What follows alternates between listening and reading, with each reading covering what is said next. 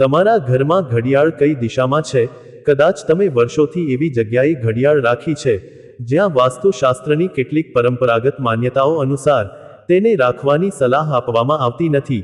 અને શું તમે જાણો છો કે આ નાનકડી, સરળ અને રોજિંદી વસ્તુ, જેને આપણે સમય જોવા, શિસ્ત જાળવવા અને દિનચર્યા ચલાવવા માટે દિવાલ પર લટકાવીએ છીએ, તેની દિશા, તેની સ્થિતિ, તેની ઊંચાઈ અને તેની સ્થિતિ આપણા ઘરની ઉર્જા, આપણા મનની શાંતિ, આપણા કાર્યની સફળતા અને આપણા કુટુંબના એકંદર સુખ સમૃદ્ધિ પર ઊંડી, સૂક્ષ્મ અને લાંબા ગાળાની અસર કરી શકે છે?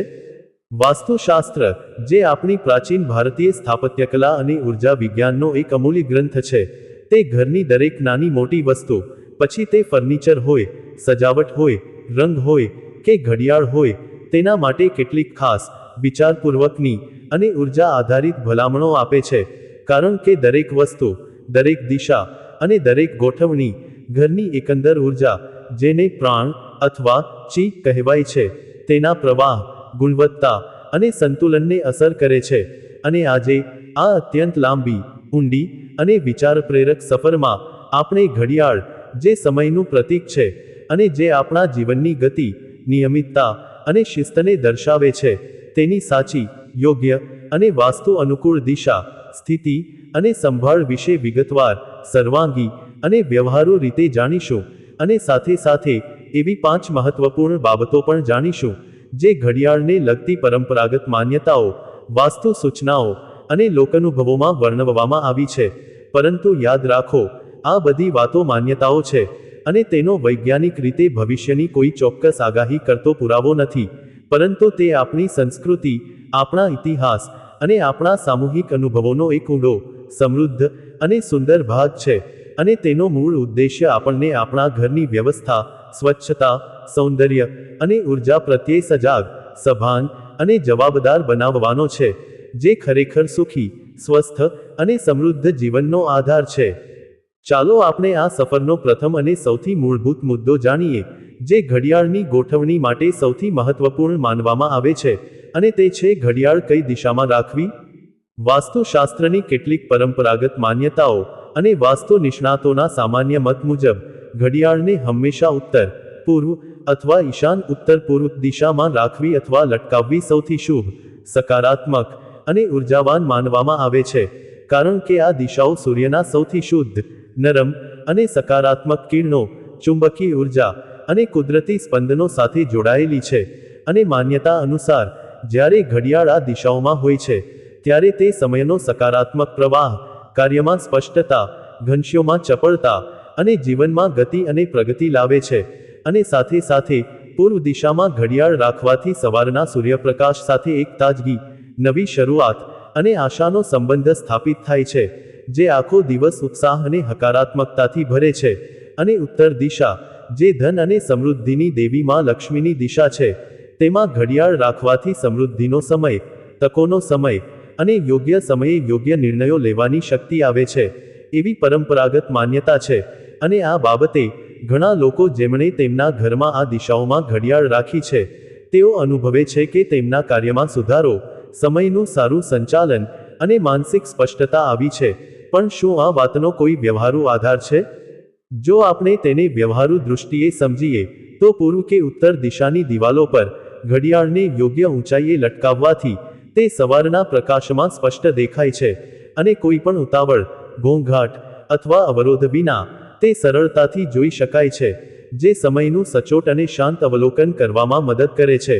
અને તે આપણને શિસ્ત, સમયની કદર અને નિયમિતતા જાળવવામાં પણ સહાય કરે છે, જે સફળ અને સ્વસ્થ જીવન માટે અત્યંત જરૂરી છે. હવે, આ શુભ દિશાઓથી આગળ વધીને, આપણે બીજા મહત્વપૂર્ણ મુદ્દા તરફ આવીએ, જે ઘણીવાર લોકોની ભૂલોનું કારણ બને છે, અને તે છે કઈ દિશામાં ઘડિયાળ ન રાખવાની માન્યતા છે. વાસ્તુશાસ્ત્રની કેટલીક પરંપરાગત માન્યતાઓ અને વાસ્તુ નિષ્ણાતોના સામાન્ય માર્ગદર્શન મુજબ, ઘડિયાળને ક્યારેય દક્ષિણ, દક્ષિણ પશ્ચિમ અથવા દક્ષિણ પૂર્વ દિશામાં રાખવી અથવા લટકાવવી ટાળવી જોઈએ, કારણ કે આ દિશાઓ અગ્નિ, યમ અને અસ્થિર ઉર્જા સાથે સંકળાયેલી માનવામાં આવે છે. અને માન્યતા છે કે આ દિશાઓમાં ઘડિયાળ રાખવાથી સમયનો પ્રવાહ ધીમો, અસ્થિર અથવા નકારાત્મક થઈ જાય છે, જે કાર્યમાં વિલંબ, ઘનશ્યોમાં અનિશ્ચિતતા, આર્થિક અવરોધો અને ક્યારેક સ્વાસ્થ્ય સમસ્યાઓ પણ લાવી શકે છે. અને ખાસ કરીને દક્ષિણ દિશાને યમ મૃત્યુના દેવની દિશા માનવામાં આવે છે. અને ત્યાં ઘડિયાળ રાખવી, જે સમયનું પ્રતીક છે, તેને અશુભ માનવામાં આવે છે, કારણ કે તે સમયની ગણતરી, જીવનની ગતિ અને ઘરની ઉર્જા સાથે સંઘર્ષ કરે છે.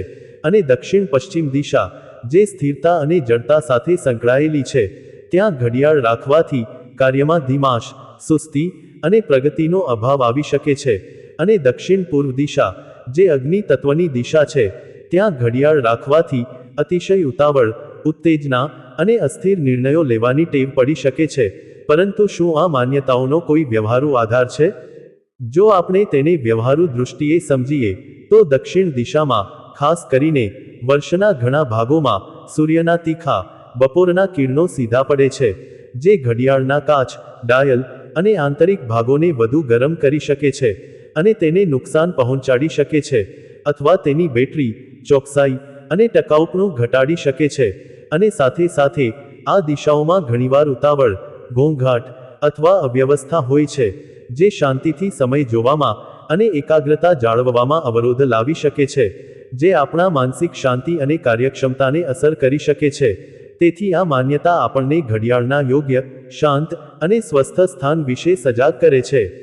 ત્રીજો મુદ્દો, જે ઘણા લોકોના ધ્યાનમાં હોતો નથી, પણ વાસ્તુની કેટલીક પરંપરાગત માન્યતાઓમાં ખૂબ જ ઊંડાણપૂર્વક ચર્ચા થાય છે, તે છે મુખ્ય દરવાજા પાસે ઘડિયાળ રાખવી કે નહીં.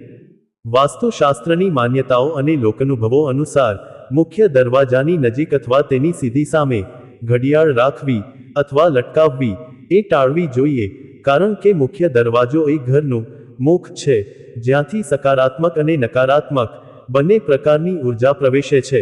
અને ત્યાં ઘડિયાળ રાખવાથી સમયની ગણતરી અને ઉતાવળ ઘરમાં પ્રવેશતી ઉર્જા સાથે સંઘર્ષ કરી શકે છે, અને તે ઘરમાં અસ્વસ્થતા, ઉતાવળ અને અશાંતિ લાવી શકે છે, એવી પરંપરાગત માન્યતા છે. અને સાથે સાથે, જ્યારે કોઈ મહેમાન અથવા કુટુંબી સભ્ય દરવાજામાંથી અંદર આવે અને તેની નજર સીધી ઘડિયાળ પર પડે, તો તે તેમના મનમાં સમયનું દબાણ, ઉતાવળ અથવા વિલંબનો ભય ઉત્પન્ન કરી શકે છે, જે સંબંધો, વાર્તાલાપ અને ઘરના વાતાવરણને શાંત અને હૂંફાળું બનાવવાને બદલે તણાવ અને અસ્વસ્થતા લાવી શકે છે. પરંતુ જો તમને ખરેખર મુખ્ય દરવાજા પાસે ઘડિયાળ રાખવાની ફરજ પડે, તો તેને એવી રીતે રાખો કે તે સીધી દરવાજાની સામે ન હોય, અથવા તેનો ડાયલ શાંત, હળવા અને સકારાત્મક રંગોનો હોય, જેથી તે શાંતિ અને સ્વાગતનો સંદેશ આપે. અને આ રીતે, આપણે આ માન્યતાને પણ વ્યવહારુ અને સૌંદર્યલક્ષી રીતે સમાવી શકીએ છીએ. ચોથો મહત્વપૂર્ણ મુદ્દો, જે ઘણા લોકોને આર્થિક અને માનસિક સ્થિરતા સાથે જોડીને સમજાવવામાં આવે છે, તે છે ઘડિયાળ અને સમૃદ્ધિ વિશેની વાસ્તુ માન્યતા, જે મુજબ, ઘડિયાળ, જે સમયનું પ્રતીક છે, તેને યોગ્ય દિશા, સ્વચ્છતા અને કાર્યક્ષમ સ્થિતિમાં રાખવાથી ઘરમાં સમયનો સદુપયોગ, કાર્યમાં સફળતા, નાણાકીય પ્રવાહમાં સ્થિરતા અને યોગ્ય સમયે યોગ્ય તકો પ્રાપ્ત થાય છે. અને તેનાથી ઘરની સમૃદ્ધિ અને સુખ શાંતિમાં વધારો થાય છે, એવી પરંપરાગત માન્યતા છે, કારણ કે સમય એ સૌથી મૂલ્યવાન સંસાધન છે. અને જ્યારે આપણે તેનો આદર કરીએ છીએ અને તેને યોગ્ય રીતે, શાંતિથી અને સકારાત્મક રીતે જોઈએ છીએ, ત્યારે તે આપણને સફળતા, સમૃદ્ધિ અને સંતોષ આપે છે. અને આ માન્યતા આપણને સમયની કિંમત, શિસ્ત અને સમયનું સારું સંચાલન શીખવે છે, જે ખરેખર સમૃદ્ધિ અને સફળતાનો પાયો છે. પાંચમો અને અત્યંત મહત્વપૂર્ણ મુદ્દો, જે ઘણીવાર અવગણવામાં આવે છે, પણ વાસ્તુ અને પરંપરાગત માન્યતાઓમાં તેનું વિશેષ સ્થાન છે, તે છે બંધ થયેલી અથવા ખરાબ ઘડિયાળ વિશે શું માનવામાં આવે છે. વાસ્તુશાસ્ત્રની કેટલીક માન્યતાઓ અને લોકાનુભવો અનુસાર, બંધ થયેલી, ખરાબ અથવા જેનો સમય ખોટો ચાલતો હોય તેવી ઘડિયાળને ઘરમાં રાખવી ટાળવી જોઈએ, કારણ કે એવું માનવામાં આવે છે કે બંધ થયેલી ઘડિયાળ એ સ્થિર, અટકી ગયેલી અને નકારાત્મક ઉર્જાનું પ્રતીક છે, જે ઘરમાં પ્રગતિ, વૃદ્ધિ અને સફળતાને અવરોધે છે. અને તે કાર્યમાં વિલંબ, ઘનશ્યોમાં અચકાટ અને જીવનમાં સ્થિરતા અને નિરાશા લાવી શકે છે. અને ખાસ કરીને, જો ઘડિયાળ લાંબા સમય સુધી બંધ રહે, તો તે ઘરની ઉર્જાને સ્થિર, ભારે અને અસ્વસ્થ બનાવી શકે છે. અને તે આપણા મનમાં પણ એક અચેતન સંદેશ મોકલે છે કે સમય અટકી ગયો છે, જે આપણી આશા, ઉત્સાહ અને પ્રગતિની ભાવનાને નબળી પાડી શકે છે. તેથી જો તમારી ઘડિયાળ બંધ થઈ ગઈ હોય અથવા તે ખોટો સમય બતાવતી હોય તો તેને તરત જ રિપેર કરાવો અથવા તેની બેટરી બદલો, અથવા જો તે સંપૂર્ણપણે ખરાબ થઈ ગઈ હોય તો તેને યોગ્ય રીતે, આદરપૂર્વક નિકાલ કરો અને તેના સ્થાને નવી, સ્વચ્છ, ચમકદાર અને કાર્યક્ષમ ઘડિયાળ મૂકો, કારણ કે સમયનો પ્રવાહ સતત, સ્વસ્થ અને સકારાત્મક હોવો જોઈએ, જે જીવનની ગતિ, ઉત્સાહ અને પ્રગતિને દર્શાવે છે. હવે આ પાંચેય મુદ્દાઓને વિગતવાર અને ઊંડાણપૂર્વક સમજી લીધા પછી આપણે આ સમગ્ર વિષયના અંતિમ સારાંશ, સંદેશ અને પ્રેરણા તરફ આગળ વધીએ, જેથી આપણે આ બધી માન્યતાઓ, સમજણો અને સૂચનાઓને આપણા દૈનિક જીવન, આપણા ઘરની ગોઠવણી અને આપણી માનસિકતામાં સરળતાથી, પ્રેમથી અને સભાનતાપૂર્વક સમાવી શકીએ. ઘડિયાળ, જે આપણા ઘરની એક સરળ, નાની પણ અત્યંત ઉપયોગી અને પ્રતીકાત્મક વસ્તુ છે, તે ફક્ત સમય જણાવવાનું સાધન નથી, પણ તે આપણા જીવનની ગતિ, આપણા કાર્યની શિસ્ત, આપણા સમયનું મૂલ્ય અને આપણા ભવિષ્ય પ્રત્યેની આશા અને ઉત્સાહનું પણ એક સુંદર પ્રતીક છે. અને જો આપણે તેને યોગ્ય દિશા, યોગ્ય સ્થિતિ, યોગ્ય ઊંચાઈ અને યોગ્ય સ્વચ્છતા સાથે રાખીએ તો તે માત્ર આપણા ઘરની સુંદરતા અને વ્યવસ્થાને જ નહીં, પણ આપણા મનની શાંતિ, આપણા કાર્યની સફળતા અને આપણા જીવનની દિશાને પણ સકારાત્મક રીતે પ્રભાવિત કરી શકે છે. અને વાસ્તુશાસ્ત્રની કેટલીક માન્યતાઓ, પરંપરાગત લોકજ્ઞાન અને આપણા પૂર્વજોના અનુભવો આપણને આ સરળ, સુંદર અને શક્તિશાળી સાધનનો ઉપયોગ વધુ સારી, વધુ સભાન અને વધુ અર્થપૂર્ણ રીતે કરવા માટે કેટલાક મૂલ્યવાન માર્ગદર્શન આપે છે.